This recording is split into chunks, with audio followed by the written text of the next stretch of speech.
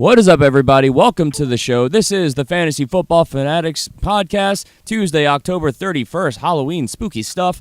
You might notice we didn't have intro music. The show is officially in transition, so hopefully everything will be set up and good to go soon. We weren't not able to make it work for this recording. But as always, I'm your host, Griffin Palmer, joined as always by CJ, the Hitman Hickman, and Jason Cabrera. What's up, guys? What's going on, man? Not too much. Man, it's kind of sparse. It's sparse. It's a sparse show. I like it. Yes. It's really good. It's like a two-way radio show right now, you know? That's what we're doing. I don't Exactly. even know how to We'll respond call to this that. the acoustic version. All right, fair enough. All right. We can go with that. All right, well, as always, we do have an amazing show for you guys today. Today, we're going to be talking about all of our studs and duds for week number 8, top waiver wire targets for week number 9, of course, all the top headlines from around the league, a lot to get to, and we're going to try and power through. So we can go ahead and start off with, one of the more interesting things, your studs of the week. Now, as always, our studs are standard scoring. It's 6 point per passing touchdown is what we base all of our standard scoring on. And your quarterbacks, basically, if you didn't play in the Northwest region, a.k.a. in Seattle, nobody really did anything. Russell Wilson went for 43 points, 452 yards, 4 touchdowns. Deshaun Watson proving that he is an every week starter, 40.78 fantasy points. He went off for 402 yards and 4 touchdowns. So, what are your guys' thoughts on Deshaun Watson? How locked and loaded is he from now on going forward? Well, he made a believer out of me, man. I mean, he was my sit.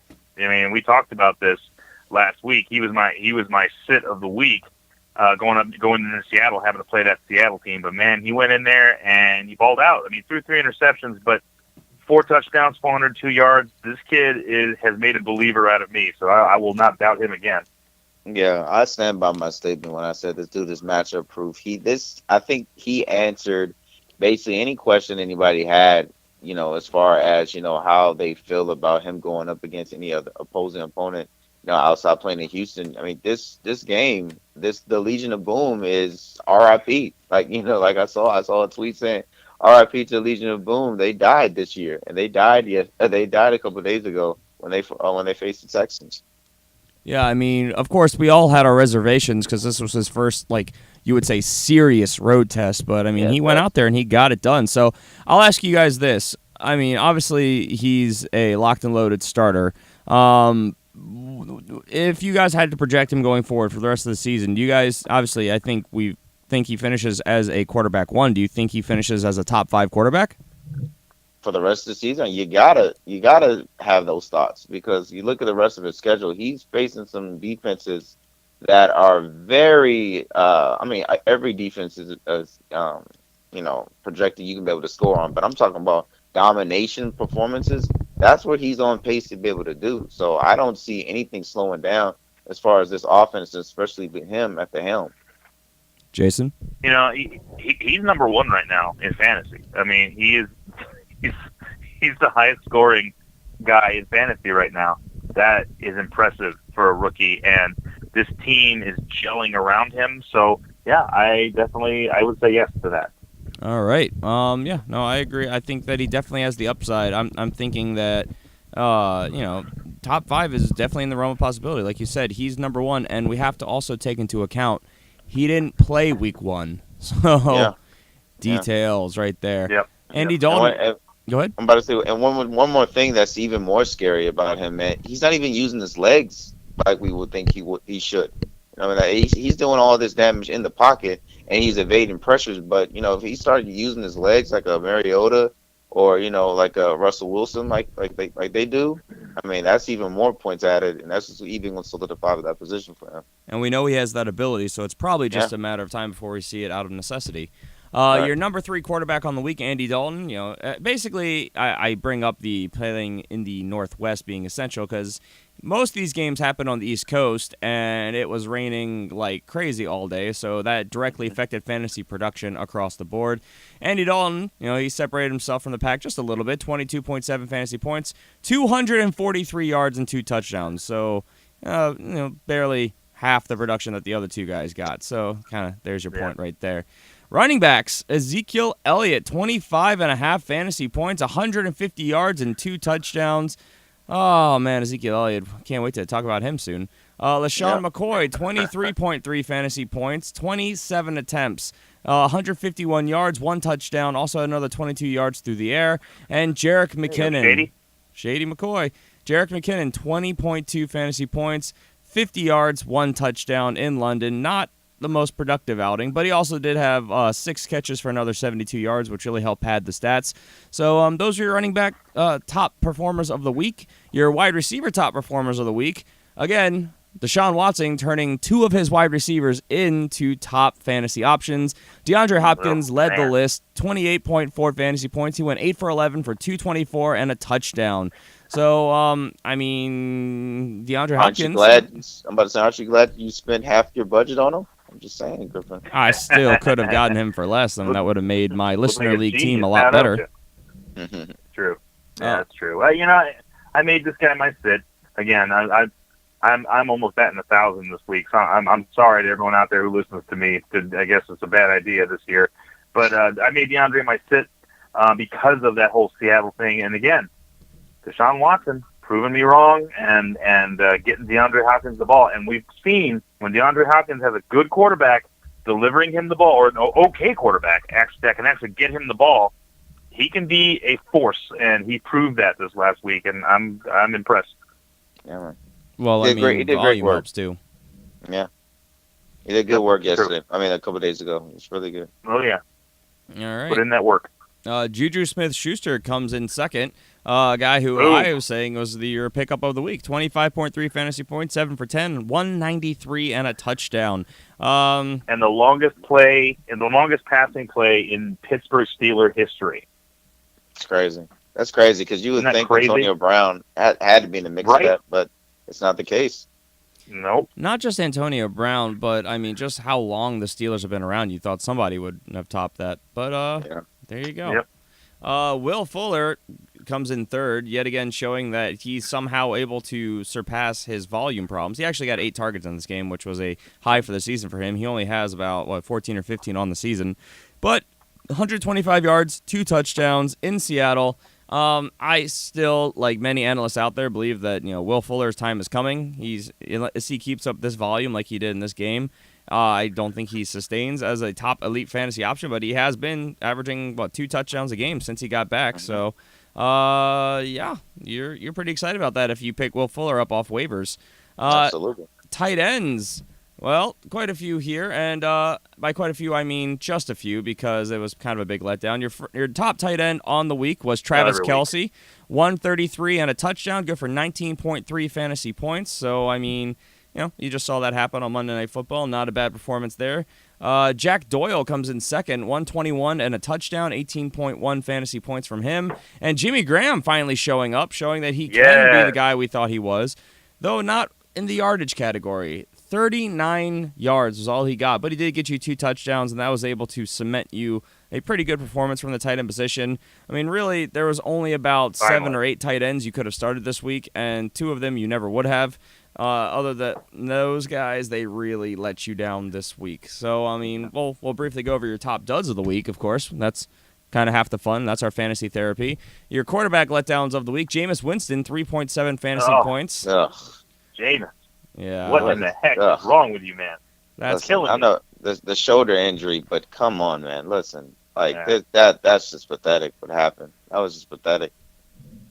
It's not good. We're hearing reports saying that they don't know his status going forward for this week. So obviously something to monitor as we move through the week. Let's keep moving though. Dak Prescott, 7.3 fantasy points.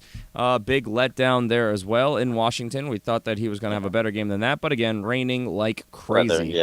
Weather had a lot to do with that game. Sure did. You know what game weather didn't have a lot to do with? Drew Brees putting up only 11.76 fantasy points. The real problem here, of course, being he got a decent amount of yardage, but no passing touchdowns. Are you guys at all concerned about Drew Brees?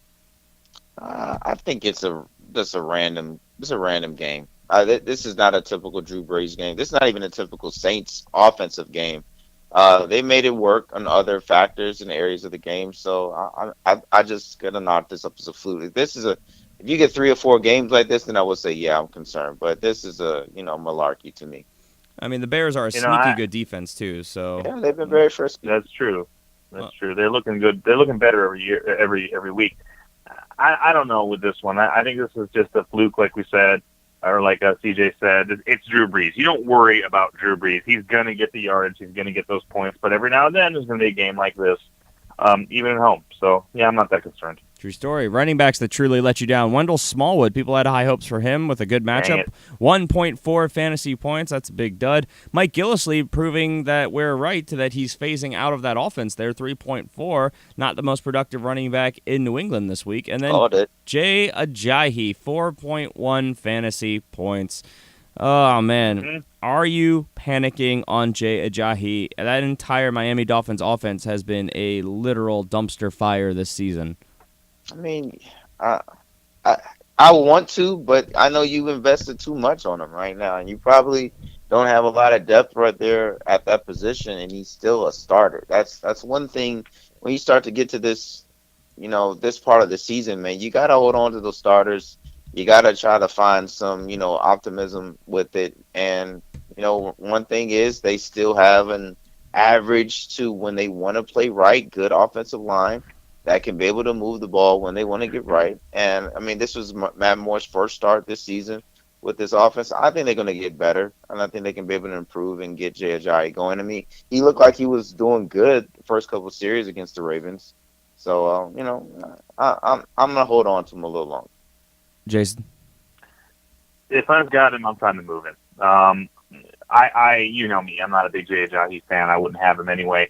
And this is why I don't like boom bust players, because if everything is not absolutely perfect on the team and that offensive line is not working great and everything's not working great, then you're looking at busts every week, and I think that's what you're looking at right now with Jay Ajayi.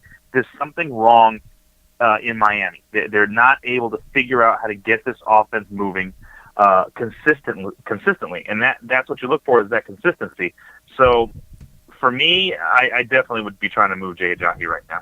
I mean, it's obviously, I think the big problem is consistency under center. They haven't had that. He's had 2 games all season long where he topped 100 yards, and in case you didn't know, I'm sure owners of him know very well, he has not scored a touchdown all season long, and definitely the strength of this offense, and especially who we thought they were going to lean on with, obviously, the inconsistency at quarterback, was the running back, Jay Ajayi, and has not been the case. So, continue to let you down in a tough matchup, but still. Wide receivers let you down. Devin Funches, we are all pretty high on Carolina pass catchers this game, so that was disappointing to see. 1.1 fantasy points. My sit of the week, T.Y. Hilton, 1.5 fantasy points, and Pierre Garçon, 1.7 fantasy points. Perhaps things are changing in San Francisco. Just a little bit I think that was CJ's sit, too, in Garçon. Wasn't that CJ's sit? Called it. Was it? Called it. Good job. It was CJ sit. Look at that. All right, so good job, CJ. Ah, all right. And tight end sits of the week. I mean, if nothing in Miami is working, why would the tight end? Julius Thomas, 0.2 fantasy points. Jeez. I have him in so many leagues as a super late tight end, and I've dropped him in all the ones I can afford to. Jordan Reed, 0.5 fantasy points. No surprise here. He's always hurt. Nope. What else is there to really say? Always hurt, and he's hurt yet again. He only played, less than half the game. And Hunter Henry, 1.1 fantasy points, going into the bye, getting a chance to recover, and hopefully they'll figure out how to use him better. With that, let's move on to our top headlines from around the league, and we'll start in Dallas, where running back Ezekiel. Wow. Ezekiel. Yeah, that was pretty bad. Ezekiel Elliott. He has a judge dissolve his temporary restraining order. He is officially suspended. Now, there are possible things that could still happen here, but it looks like this might be also potentially the final decision. Do you guys have any thoughts about this? Thank God. Finally. Just rip it off, man. Rip the Band-Aid off already. Get it over with. Get it over. I don't understand. Listen, look, I've been listening to analysts and watching shows. Granted, yes. Their offense and what they got going on right now can travel anywhere, and it's effective, and they're doing good work. But once again, you still have this hanging over your head. This is not Tom Brady we're talking about, where he can be able to push this back, and then next season you're facing your 6 games and you're good, and it's a whole different season. You can probably fulfill your playoff and Super Bowl aspirations, whatever it goes. This stuff right now with domestic violence, man. The NFL trying to attack this real hard and be real stern with this right now. They want to set a new protocol and clean up their act. And they've been hit pretty bad with some bad media feed these last couple of years dealing with this. So right now, this is a young star. They want to set the example. I don't understand why the Cowboys organization just went ahead and just talked to Zeke and say, listen, why don't we just go ahead and hit these 6 games now? You get you ready. We start to ease you back because now he would have been back by now. Because he doesn't want to be associated with domestic violence, so he was fighting it on a moral reason. But guess what? You were stupid and dumb. You shouldn't have been be in those situations in the first place. Even if there might be alleged setups, there was no alleged setups when you lifted that girl shirt up. There was no alleged setups when you were fighting at some bar at the club. No, those are your actions. You being stupid. So just be a man and take the 6 games now. So you can have been better for your team and available for your team after this bye, instead of now you being basically gone for the rest of the season. He will be back in time for the fantasy playoffs, and now you're going to have a hard time getting there if you have Ezekiel probably. Right. Anything to add, Jason, or we move on? No, CJ hit it right on the head. There you go. Let's, as we quickly approach the trade deadline, coming later today at 4 p.m. Eastern Time. San Francisco traded a 2018 second-round pick to New England for quarterback Jimmy Garoppolo, per ESPN. Jimmy G. Was anyone else surprised by this? Simply just because I thought that we were hearing all this news in the actual season or in the preseason itself that they were looking for a first-round pick for Jimmy Garoppolo. What are your guys' thoughts? First off, I gotta take my hat off to the San Francisco organization. They have done some fine work this year. I mean, their off season was awesome. The one thing that we said at the off season was that it'd be nice if they got themselves a decent quarterback, and Hoyer wasn't cutting it. We knew he wasn't going to cut it. Jimmy Garoppolo is a guy who has been kind of sitting out there for a little while, and New England's trying to figure out a way to keep him. It wasn't working out, so it was time to move him, and this is the perfect situation for both teams because now New England can bank on their 40-year-old quarterback who they think can play into his late 40s, I guess, and San Francisco gets their quarterback. I mean, this is very exciting. If you're a San Francisco fan, you should be excited. Jimmy Garoppolo is going to be very, very good in that system, I think. This is Belichick being great again. Once again, man, knowing the situation, reading and seeing that they was not going to be able to pay that money and keep Jimmy G, which they were going to have to do next season if they kept him. So he found good value. He wasn't going to get the first rounder. So what else? You basically get a second rounder, but that's in that same level of basically being borderline a first round pick, just because where the pick is going to be. So this was beautiful work by the Patriots once again. I know it pains you, Griffin, to be able to hear that, but this is the Patriots doing once again great work and probably setting themselves up to be in contention for another 10 years with just smart moves like this. I mean, they gave away their second and third string quarterbacks this season, so they're going to have to bring in somebody. But we'll see. It all depends. I think they've now made it so they officially ride or die with Tom Brady. So, I mean, he goes down, so does their season. Oh, yeah. Moving on to Indianapolis, where quarterback Andrew Luck reportedly is still feeling discomfort in his throwing shoulder. He has been ruled out for Week 9. He is seeking additional opinions, and he is officially droppable across all leagues because this sounds like he's not going to be back. It's been mismanaged and misrepresented this entire season. I mean, we were hearing in the preseason that he might miss a week, 2 at the most, and here we are going into Week 9 and still no idea when he's going to be back. So, Andrew Luck, I mean, if you have a reserve spot, maybe you hold on to him if you need him, but, I mean, realistically, he's droppable at this point. I've been streaming quarterbacks for a while now successfully, and it's getting me a lot more points than Andrew Luck is. So, Andrew Luck, who knows? Let's go to the running back position where Indianapolis Colts have reportedly heard from, quote, at least 2 teams, end quote, that have expressed interest in trading for running back Frank Gore. Guys, what kind of market do you think Frank Gore, the aging wonder, has on the open market? Very low market to me. I mean, I saw reports that the Eagles were listing him, but I'm shaking my head and looking back like, isn't this the same guy that reportedly when he was a free agent leaving San Francisco that he was supposed to be with the Eagles and then basically signed a psych contract and went to the Colts? Why would you want to bring him back now and They still like him. picks? Trade pick. Why would you trade a pick for this dude? I don't get it. But I mean, I guess if there's a contender out there and you need a veteran, a pass blocker, a guy that's is serviceable. I mean, I guess there's a market for him. I guess so. Let's move on to Baltimore, where head coach John Harbaugh said that running back Alex Collins has earned more playing time. So, I mean, that's exciting news. A guy who's averaging 6 yards a carry. That's pretty good. I mean, it's a Ravens offense that is devoid of talent because everyone's injured. But, I mean, the volume and productivity kind of speaks for itself. What do you guys think about this? I mean, this is your guy. This is your guy in Baltimore, right? Let's hear from you, man. What do you think?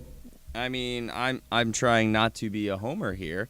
Well, I mean, you come to us every time it has anything to do with Arizona or the Phillies. So, I mean, give us your in-depth analysis, Baltimore guy. Well, I think that Buck Allen in front of him has proved to be a better pass-catching option, but Alex Collins has been everything that they hoped he would be. I mean, on 80 carries, he has 478 yards, averaging 6 yards a carry. I mean, that's just insane. The only knock against him is he hasn't scored a touchdown all season long. So, I mean, if he starts getting some touchdowns, you're looking at a guy who you probably picked up off waivers. He's available in most leagues, and you can, bank on getting running back 2 production from every single week. So, I mean, especially if he starts to take over in the backfield there, if he becomes the typical, first, second down runner, and then Danny Woodhead gets back around, I think it's week 11, he could still be viable as a number 2 flex option with upside. So I like Alex Collins a lot. What do you guys? Anything to add?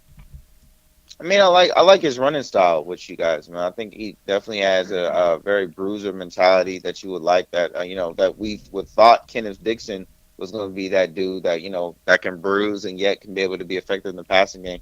So I like his style of play, and I like the way he's flowing. I mean, I agree with you. It's all that river dancing. Yes, whatever it is. It's definitely going to be a plus for him when he starts getting into that end zone and start getting the touchdowns, and that's definitely going to solidify that being a big, good selection. Yeah. All right. Let's move on to the wide receiver position, where the Indianapolis Colts, again, we're hearing things from Indy, they have reportedly been getting, quote, several calls from teams interested in trading for T.Y. Hilton. Now, this is a guy who definitely has a much, much more demand on the open market. I would imagine being deemed worth a first, second round pick. What do you guys think about this? I mean, Indy knows that they're not getting their quarterback back probably this season, so why not trade away your top wide receiver? That makes a lot of sense, right? Well, I mean, this is interesting because they're looking at trading their starting running back. Now they're looking at trading their top wide receiver. Well, they're hearing from teams about it. But any kind of talk like this, my question here is: Are we seeing a team that is looking to possibly start a rebuild? And it's kind of scary. I mean, if you think about it, I mean, this has been a powerhouse team for years, and suddenly now they're like, we'll take calls on T.Y. Hilton. Really, T.Y. your best weapon? It's very strange to me. I mean, they have a really sizable out at his contract after this season. The dead cap next year will only be $4 million against the $13 million they have to pay him to have him on the roster. So, could be an attempt to. I mean, it's a talented quarterback class, which doesn't really affect Indy. But I mean, maybe they use that to get some offensive line help and really help their. I mean, what we should be seeing as their franchise quarterback out there on the field, but of course we're not because they're being careful with him, which is good. But maybe they turn that into picks that move up and get some offensive linemen or something like that. I mean, he's under contract through 2020, but if they think they can get better value out of trading him, I guess that's a potential. Teams seem willing to float offers to him to absorb this contract, so I guess we will see. Mm-hmm. And with that, let's move on to the tight end position, to just a gruesome, I literally went, out loud when it happened. Chicago Bears tight end Zach Miller, he was originally reported as having a dislocated knee. Tell me you guys saw this. Ow. Yeah. That was gross. Well, he left the field to add insult to injury. They took the touchdown, which he injured himself catching, off the board, and it turns out the injury was way more severe than they ever thought it would be. He had a floppy noodle leg out there, but it turned out under further inspection that he had torn an artery inside his knee, and it became less of a matter of what do they have to do surgically to get him ready for next year to potentially losing his leg. So he had vascular surgery on his leg to save it. He is undergoing MRIs, post-emergency vascular surgery to evaluate blood flow and anatomy of the injured leg. So this went from being, career-altering to possibly life-altering. So thoughts and prayers to Zach Miller, and we will obviously keep you guys posted as we know more. So that's terrifying. I literally I squirmed when I saw the hit happen just because your knee's not supposed to bend that way, and now to hear all this, it's just bad. All right, so with that, let's move on to our topic of the day, which is our top waiver wire targets for week number 8. And I'm going to start, we always start with the running back position. I'm going to start with a guy who we've already talked about, Alex Collins. He's only owned in 5.5% of fantasy leagues. He has definite running back 2 with running back 1 upside if he could just score some touchdowns, which if he's getting more opportunity and more volume, he could probably get. So, again, a guy who's widely available and can help you out in your leagues. Go get Alex Collins. I like Marlon Mack, man, for the Colts, man. Listen, we already heard the reports about, Frank Gore. We already seen his role in the offense start to decrease. Marlon Mack's role in the offense continues to increase more and more. I like his flow with Jake Brisket, man, and what he's doing in the passing game and running hard. So I think you should go get some Marlon Mack, man. He's available, and he's only owned in 10.5% of leagues, man. So that's widely available. Yeah, I picked up Marlon Mack on the waiver wire and love it. He is really good, and with this talk about Gore being possibly traded, that can only be good. Yeah. My guy is Orleans Darkwa. We've talked about him a little bit. He's going to be the starter in New York for a while, I think. And he didn't have a great game in his last game, but he had a bye week. They got a chance to kind of solidify his position a little bit. So I expect to see him give some solid, at least running back 2 numbers going forward. So Orleans Darkwa, that's 18.7% of leagues he's owned in. He should be available. Probably a good idea to go ahead and roster him. Oh, yeah, available in 80% of leagues. So, all right, let's go to the wide receiver position where I'm picking up Sterling Shepard. The Giants are back from bye. He's reportedly practicing. He's healthy, and he is going to be getting the lion's share of the workload in the pass-catching game in New York. The Giants are down Brandon Marshall and Odell Beckham Jr. Sterling Shepard steps in as that number 1 receiver. And, on volume alone, I think he's a safe play. So go get Sterling Shepard, only owned in 20.3% of leagues. Listen, I've been a big fan of Martavis Bryant, but right now he's on his way out of this offense. He's shown it. Put in the practice, not the practice squad, the scout team. They didn't even suit him up this past week. That's terrible. That's a bad sign. But what's a good sign for this offense is this young kid, Juju Smith-Schuster. Yeah. This dude, he's been balling out week after week, slowly getting more involved in this offense. And if you saw that game Sunday night, he let off a bomb and put up some big numbers, man. I'm not a big fan of Big Ben and his arm. I feel like it's deteriorating. He's slowly working himself out of the league, but he does throw up some noodles, and Juju can be able to get under him and take him to the crib. So he's widely open, man, 13.1% of the league, so go get him. I still hate endorsing a Steeler, but yes, I agree. I understand. Jason, your guy. It just feels wrong, doesn't it? For me, it does. Yeah. I picked up a guy on the waiver wire just on a whim, and it turns out that he is done much better than I expected him to do, especially this last week. He had his best game so far. I'm talking about Paul Richardson over in Seattle. This guy is slowly becoming – what's that? I said money. He has solidified himself as the number 2 receiver there, I would say. Yeah, absolutely. And he's slowly becoming a bigger and bigger factor in this offense. I mean, he had just a great, great game this last week. Everybody kind of in Seattle had a big game. 105 yards, 2 touchdowns. So, this is a guy that has been pretty consistent recently. I'd go ahead and I've already got him. I'm going to be starting him for a little while. I'd go ahead and grab him if he's available. And he should be available because as of right now, he's only owned in 11.2% of leagues. So you might be able to get in on the front end on this guy. Most likely. My tight end pickup. Wow. What am I saying? Waiver wire target of the week is Austin Severian Jenkins yet again. I'm never going to let this guy go. Yeah, he kind of let you down this week, but so did everybody on the East Coast. He's guys, he's still getting a huge workload. He's still only owned in 36.4% of leagues. A high-volume tight end in a season where tight ends are pretty useless. So, yeah, go get Austin Seferian-Jenkins. He should give you more good weeks than bad. Well, my guy, listen, I can't stand the team with a passion, but hey, This look, surprised me. He's getting opportunities, and why he's getting opportunities because the guy he's taking over continues to get hurt, and that means he continues to make plays. And I'm talking about Vernon Davis for the Washington Redskins. I don't know how he continues to get open. I don't know how he continues to put up points, but he does. So listen, am I chasing the points? A little bit, but it's consistent. He's been doing it week after week. So go get you some Vernon Davis, and guess what? 2.1. Yeah, he's out there. He's out there. Jason, you got to explain yourself on this one, buddy. CJ went for Vernon Davis. I'm in bizarro world here. I know. All right. Terrible. I hate myself. You hate yourself just a little bit. Just a little bit. All right. I'm going to say O.J. Howard, and here's why I'm going to say I don't have to explain myself. His numbers explain himself to everybody. He's actually scored more numbers than Cameron Brate over the last 2 weeks, or the last 4 weeks, as a matter of fact.